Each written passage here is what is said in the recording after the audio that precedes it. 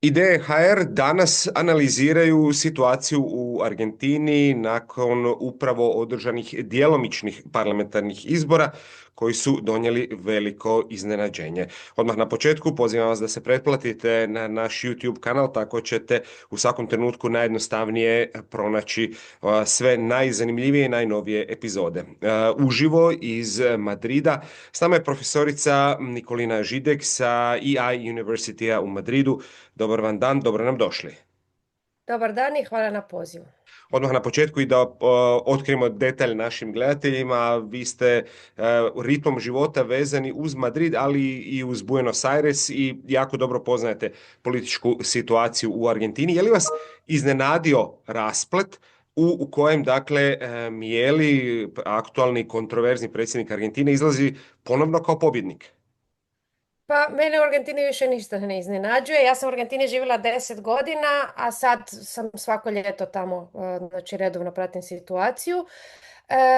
Nije me iznenadila, zato što znam da se uvijek mogu stvari preokrenuti. Bilo je nekoliko taktičkih pogrešaka, recimo od opozicije, ali bili smo svi, u stvari smo čekali da vidimo kakvi će rezultati uistinu biti, jer Argentina je poprilično zna biti nepredvidljiva, a i glasači su inače, kao što vidimo, sve nepredvidljiviji, tako da u tom smislu smo očekivali da će Milei pobijediti, ali se nije znalo s kolikom prednošću.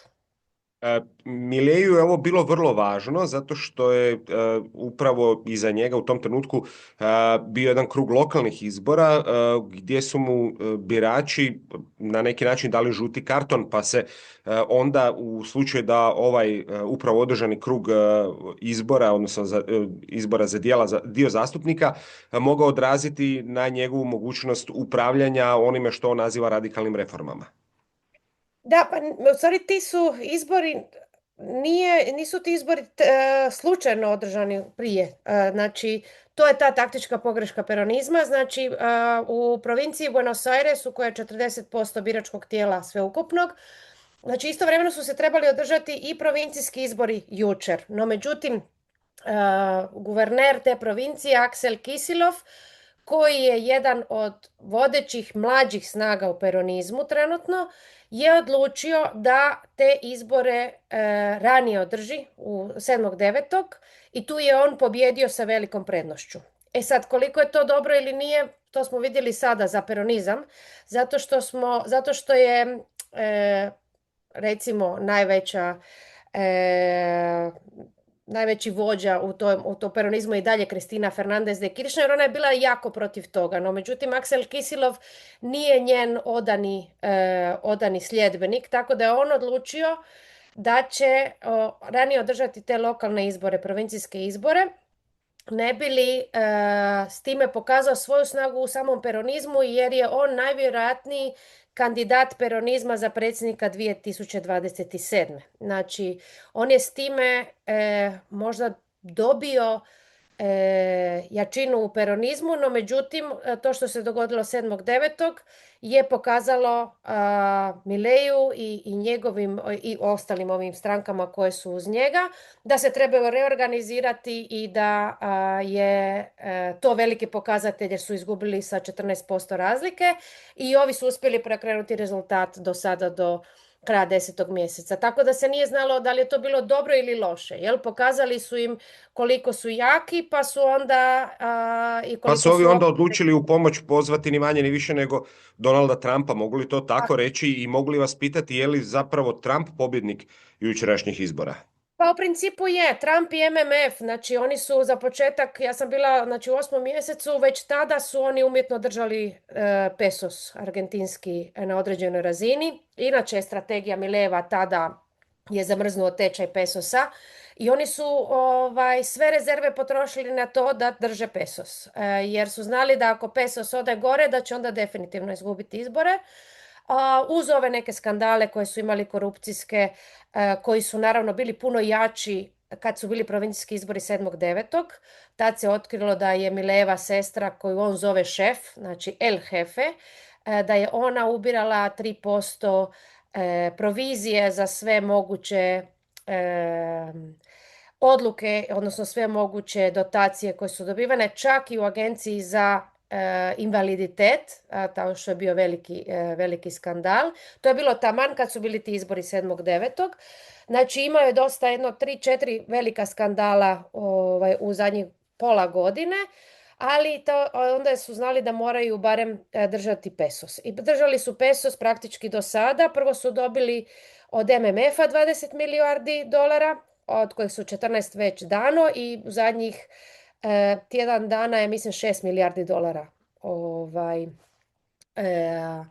Odnosno tjedan ili dva je držalo pesos da ne ode gore, a onda je Donald Trump obećao 40 milijardi dolara pod uvjetom da Milei pobjedi. Znači, to je jedna Inače, samo da pojasnimo i gledateljima, dakle, to je nešto što američka država nekoliko puta u povijesti jest napravila, ali nije nešto za čime često poseže, a ovo je rekordno težak potez u iznosu kojim se kupuje tuđa valuta u tom trenutku upitne vrijednosti kako bi se održao njezin tečaj. Što je tu ulog? Je li tu pitanje samo opet nekog transakcijskog međunarodnog djelovanja Donalda Trumpa ili je nešto puno dublje od ekonomije u pitanju? Pa mislim, it's the economy stupid, što bi rekao Bill Clinton. Mislim, nisu oni njima dali, s jedne strane oni jesu ideološki na istoj strani, s time da je Donald Trump je protekcionist, Milei nije.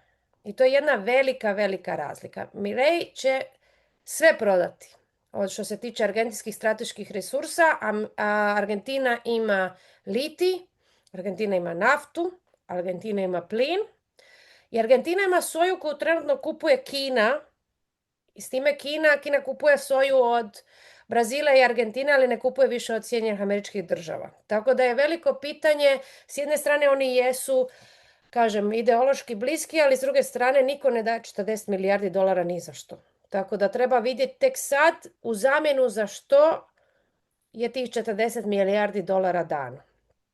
To ćemo vidjeti tek sad. Ne znamo još. Osim u kontekstu ovih ekonomskih ratova koje Trump vodi, bitno je napomenuti kako Trump gleda na Južnu Ameriku i koga uopće od saveznika u ovom trenutku ozbiljnih on ima. Pa mislim, nije samo Trump koji gleda na Južnu Ameriku kao svoje stražnje dvorište, to je još od Monroeve doktrine, s time da je Sjedinjene Američke Države su povremeno skrenule svoj pogled sa svog stražnjeg dvorišta, kako oni to običavaju reći, backyard doctrine. 2001. kad su se okrenuli prema Bliskom istoku, rat protiv terorizma i tako dalje, i tu je onda tek 2001. odnosno 1999. pa prvo desetljeće 21. stoljeća je bilo obilježeno s tom takozvanom ružičastom plimom, kad su ljevičarske vlade došle na vlast u cijeloj Latinskoj Americi, praktički prije svega u Južnoj Americi. Chavez je došao 1999. Poslije je naravno Venezuela otišla u autoritarnom smjeru, ali tu je bila Bolivija, Ekvador, Čile, Urugvaj, Paragvaj, Argentina, Brazil, svi oni. Znači oni su praktički do 2012. 2015. vladali, onda je opet došao novi val neoliberalizma ili ekstremne desnice kao Bolsonaro u Brazilu, Macri u Argentini. Mnogi su se rezultati preokrenuli opet i onda je sad opet bila ljevica Alberto Fernandez, Lula se vratio u Brazilu, Boric je odnosno Borić, mi ga volimo zvati, u Čileu, ali to ćemo isto vidjeti kako će ti izbori se odviti. No međutim nema Trump baš jako puno saveznika trenutno. Jedna od stvari je bila ključna, da je naravno jedan dio stanovništva bilo apsolutno protiv toga, da kako to misli Trump, ako ne glasate za Mileja ne da vam novce. To je bilo otvoreno uplitanje u unutarnju političku situaciju u određenoj zemlji, ali nema on previše. Vidimo sad da je nedavno tek sad sjeo sa Lulom razgovarati, jer mora razgovarati sa Lulom. Brazil je ipak najveći akter u Južnoj Americi. U Meksiku nema isto tako saveznika, tako da on naprosto traži saveznike u Južnoj Americi i jedini pravi stvarni saveznik koji u njega gleda kao idola je Javier Milei. Je li moguće ili je možda pretjerano reći da je Donald Trump uspio splašiti dio birača ako rezultat promatramo u kontekstu lokalnih izbora u Buenos Airesu, u kontekstu skandala s kojima se Milei suočio, čini mi se da su možda ipak bili u krivu oni koji su uvjeravali da bi Trump svojim agresivnim nastupom mogao izazvati kontraefekt među biračima.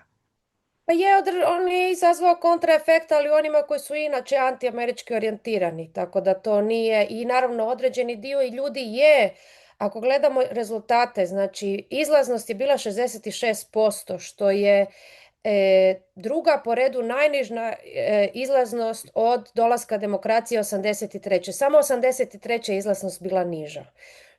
Znači 12 milijuna ljudi manje nego od 2023. izašlo na izbore. To Kako pokazuje to tumačite?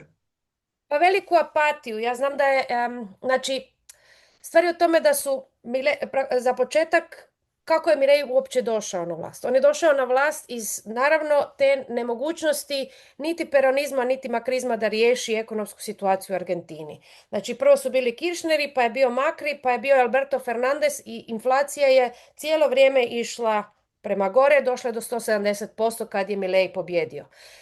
Drugi kandidat mu je bio Sergio Massa, znači peronist, koji je bio ministar gospodarstva te vlade koja je dovela Argentinu do 170% inflacije. Znači, izbora praktički nije bilo. I izbori su bili tako okrenuti da je Milei naravno bio advokat slobode, recimo kakav je bio slogan, a Massa i peronisti su inzistirali na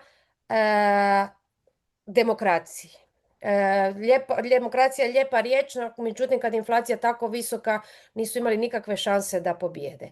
Znači sad on je srezao inflaciju i tako dalje, no međutim on je jednostavno postavio izbore kao kiršnerizam nikad više.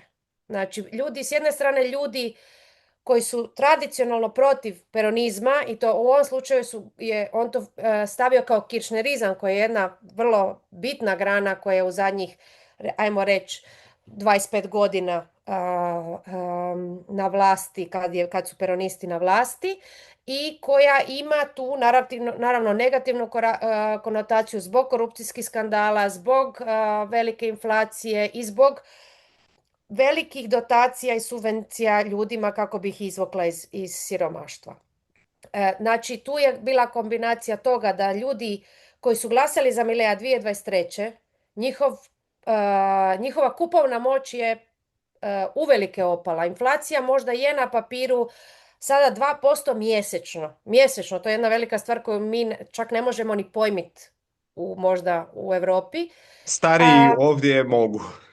Mogu, da, ali 18.000 poduzeća je zatvoreno. 235.000 ljudi je ostalo bez posla. Ne govorimo o državnim poslovima što je Milei srezao, nego govorimo o tome da je kupovna moć manja, da je stvarni prihod čak i uz tu srezanu inflaciju prema Equilibri, koja je jedna agencija argentinska koju citira The Economist, znači nije ljevičarska prefabrikacija, jer obično se uvijek daju etikete da je to sve fake news, i dalje im je 6% stvarni prihod ispod razine prije nego što je Milei došao na vlast. Znači, ali što se dogodilo? Ljudi ne žele glasati za peroniste, a s druge strane ovo što Milei radi nisu zadovoljni, čak što više vrlo su nezadovoljni, ali su postali apatični. I onda imate tu apatiju u kojoj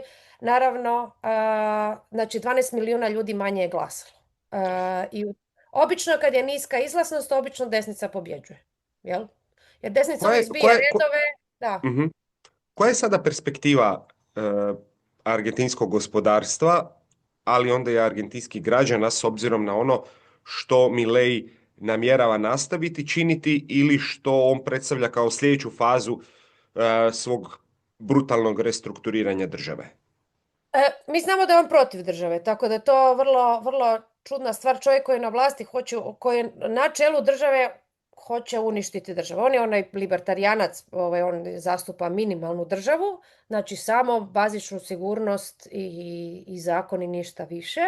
Znači on je protiv svih državnih institucija koliko god se može. On je ukinuo, ne znam, koliko ministarstava, zdravstvo je svedeno na određeni kao pododjel u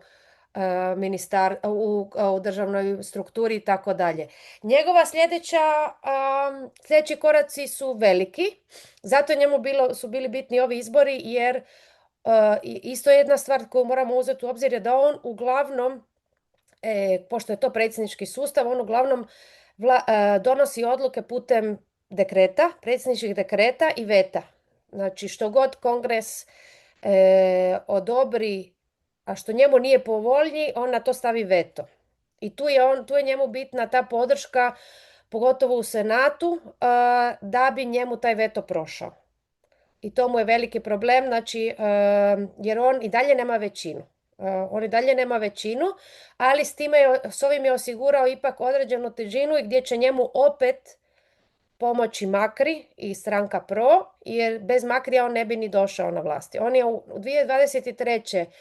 na ovim preliminarnim izborima i na prvom krugu predsjedničkih izbora praktički dosegao platon i došao je 30,4%. A u drugom krugu izbora predsjedničkih je on pobjedio zahvaljujući Makrijevoj podršci. Ako gledamo na nacionalnoj razini, on je dobio 40,85%, ako sam dobro zapamtila. To je ipak 15% manje nego što je on pobjedio u drugom krugu izbora. Jel? Tako da s jedne strane njegova podrška pada. Što on hoće provesti? Reformu radnu, reformu mirovina i reformu obrazovnog sektora, jer on apsolutno je protiv javnog obrazovanja i to je jedna velika borba koja se cijelo vrijeme vodi i sa umirovljenicima. Umirovljenicima se, znači njihove mirovine ne prate inflaciju, one su potpuno srezane, ljudi su ispod granice siromaštva i oni protestiraju svake srijede, umirovljenici ispred Kongresa, i svake srijede su izloženi velikoj represiji, batinama i velikim povredama fizičkim. A možemo samo očekivati još više protesta ako krene, znači, na radnu reformu mirovina i reformu obrazovanja. S obrazovanjem tu ima veliki problem jer će mu se studenti, kao što su se i prije digli, opet dići. Kako bi po njegovoj viziji trebalo, recimo, obrazovanje izgledati na kraju tog procesa? Privatno. Točka. On sve Zdravstvo? hoće privatizirati. Isto. Po njemu je sve to trošak. Lako vam je dobiti suficit kad vi zatvorite bolnice. On je zatvorio neke velike državne bolnice, recimo za ovisnost, Laura Bonaparte. Odjedanput su ljudi preko noći ostali bez ikakvog tretmana. To je njemu sve trošak. I to je veliki problem, zato što naravno on i dalje ubire visoke poreze, a ne daje ništa. Znači, ako misli ukinuti potpuno ili smanjiti do krajnjeg minimuma zdravstvo i obrazovanje, onda će to biti velika socijalna kriza. A što se mirovina tiče, kako on zamišlja na kraju tog procesa da bi sustav trebao funkcionirati? Ne znam, to tek trebamo vidjeti, ali on u svemu tomu, to je njemu sve rashod. Tako da mislim da je radna reforma ključna koju trebamo vidjeti kako misli provesti. Jedna ključna stvar je koju uvijek svi rade je kontroliranje pesosa. Ako on i dalje misli zadržavati i kontrolirati peso, onda će on opet dovesti do istog kraha kao i svi. Ono što se od njega očekuje i ono što od njega Sjedinjene Američke Države očekuju je da on pusti pesos da fluktuira, a to je isto vrlo čudno jer on kao zagovornik slobodnog tržišta i da bi se tržište trebalo samo regulirati, ne bi trebao kontrolirati pesos. Znači, nije ono što je on obećao. Zato otud ta apatija, jer ljudi koji su mislili da će on konačno riješiti problem te takozvane političke i društvene kaste su shvatili da on i dalje, zato što je koalirao s Makrijem, zagovara veliki kapital, zagovara soju, kukuruz, proizvodnju mesa i tako dalje. Oni su veliki, naravno, igrači, agrobiznis je veliki igrač u Argentini. Znači i dalje vlada u skladu, odnosno za dobrobit velikog kapitala, a ne za dobrobit ljudi kao što je on rekao, jer on je rekao da je on protiv te kaste. A i ta politička kasta protiv koje je on bio u izborima kao njegova stranka je njemu na vlasti. On bez Makrija nije mogao doći na vlast, pa je njegov ministar financija, isti ministar financija koji je bio za vrijeme Makrija i kojeg zovu Messi argentinskih financija.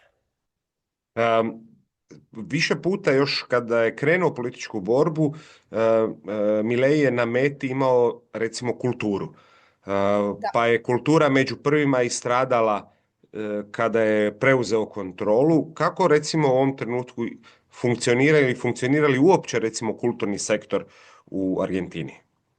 Funkcionira, ono što kažemo naš gance. U tom je velika stvar. On je krenuo na kulturu, on je krenuo uništavati kulturu, a to je veliko pitanje zato što je njemu i kultura i javno obrazovanje, oni su njemu leglo ljevičarstva koje treba uništiti. To je njegov rezon.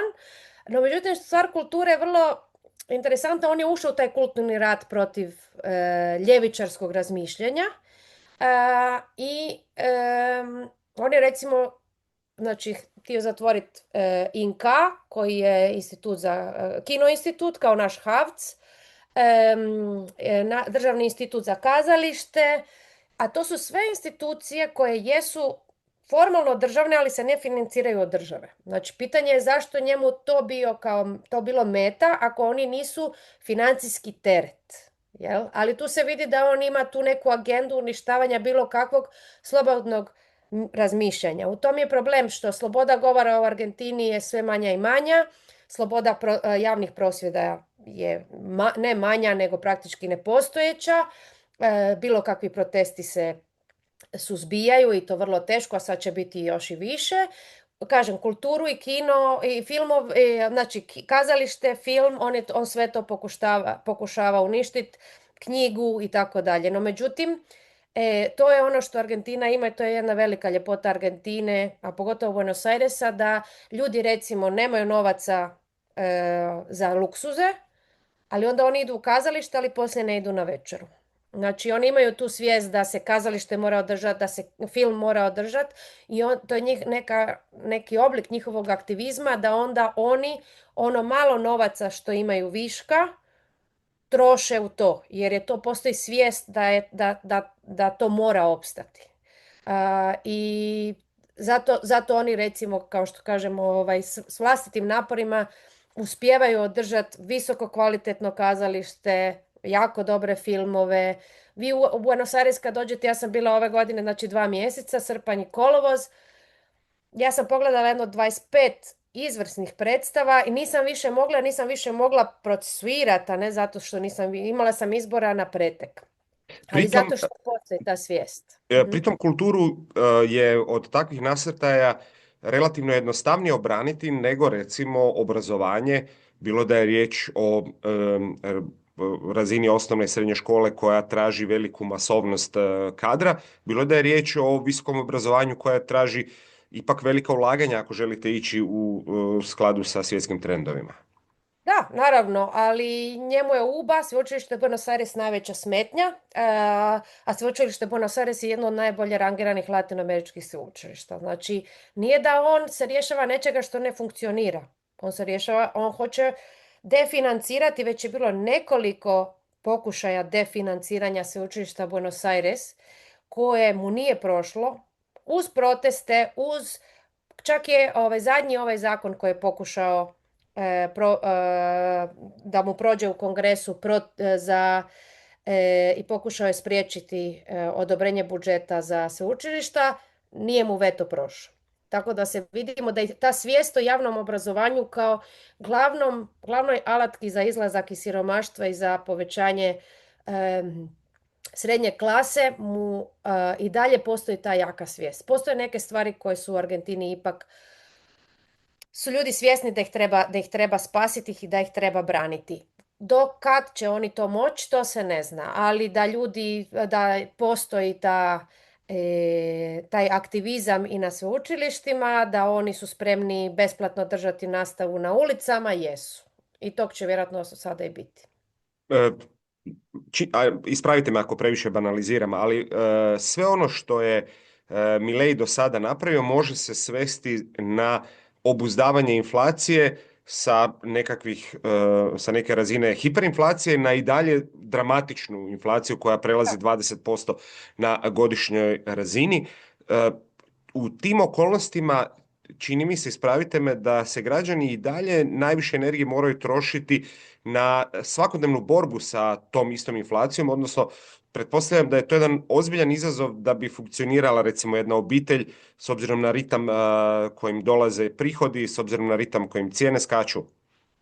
Da, apsolutno. Mislim, ni sa jednim Argentincem ne možete se mjeriti koliko oni znaju o ekonomiji, a pogotovo kućnoj ekonomiji. Mislim, vi dođete tamo i imate na svakom supermarketu veliko vam piše ova kartica ponedjeljkom 30% niže, ova kartica utorkom, sljedeća srijedom, ovdje možete kupiti na rate. I onda oni rade taj bicikl, samo je pitanje do kad će oni to moći i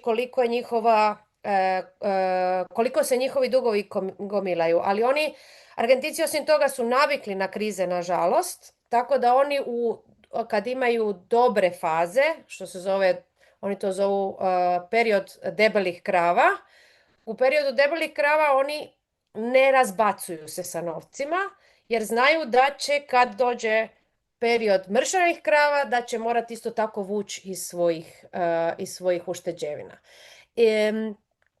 I kažem, oni redovno, znači ima jako puno stvari na kojima oni odmah režu. Oni isto sami režu, kao gotovo je sad nisu ta vremena, znači ne ide se vani toliko na kave, ne ide se na fitness, odmah se oni prilagode i žive s ono malo za onaj osnovni minimum za koji si moraju pokriti. Ali kažem, to je cijelo vrijeme, znači oni konstantno znaju koja kartica kad, gdje možeš jeftino, ne znam, gdje možeš dobiti povrat, znači oni konstantno razmišljaju o obiteljskoj ekonomiji i konstantno imaju tu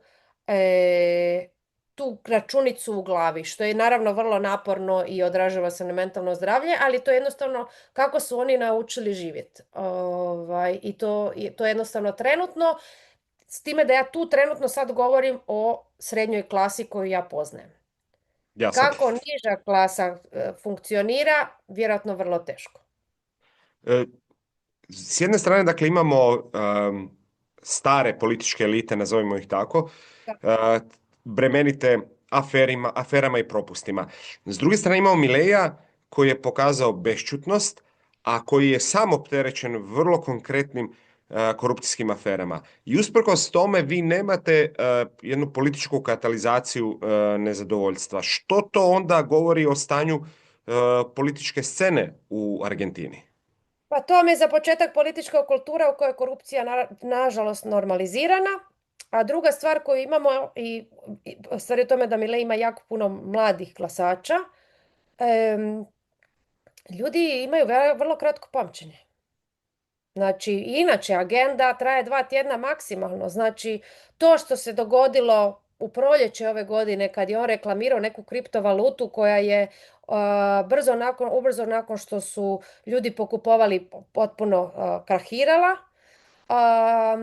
To što je njegova sestra naplaćivala i dalje naplaćuje te provizije, to što je jedan kandidat koji je trebao biti jedan od njegovih glavnih kandidata sada na izborima je ispalo da je dobio $200,000 od nekog narkobosa, to je sve nešto što ljudima vrlo, vrlo lako prolazi, odnosno zaboravljaju, a uvijek imate onaj whataboutism. Da, ali i ovi drugi su isto A korumpirani.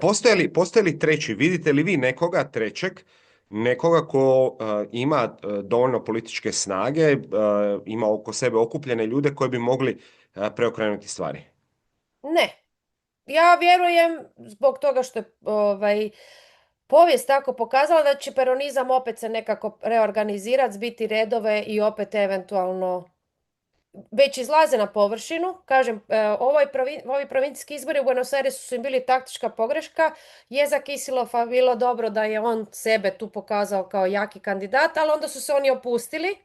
Umjesto da nastave, recimo, dalje u kampanji biti vrlo, vrlo involvirani. Kampanja je inače bila jako, jako slaba, recimo sa svih strana.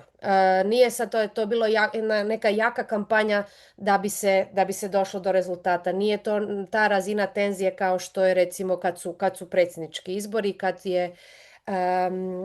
znači kad su druge stvari još dodatne u igri. Ja vjerujem da će se peronizam, jer to se uvijek dogodi, oni se nekako uvijek reorganiziraju i izbiju redove i uvijek na kraju uspiju pobijediti. Problem, ja mislim, što se tiče peronizma, jer oni su jedini dovoljno jaki koji bi mogli znači, pobijediti. Nema, bila je jedan pokušaj ove provincija Unidas, to su guverneri nekoliko provincija, Cordoba koja je uvijek desna, Santa Fe koji je nekad bio socijalistički, ali socijalizam, sad ne bih ulazila u to, ali ne ono što mi smatramo socijalizmom.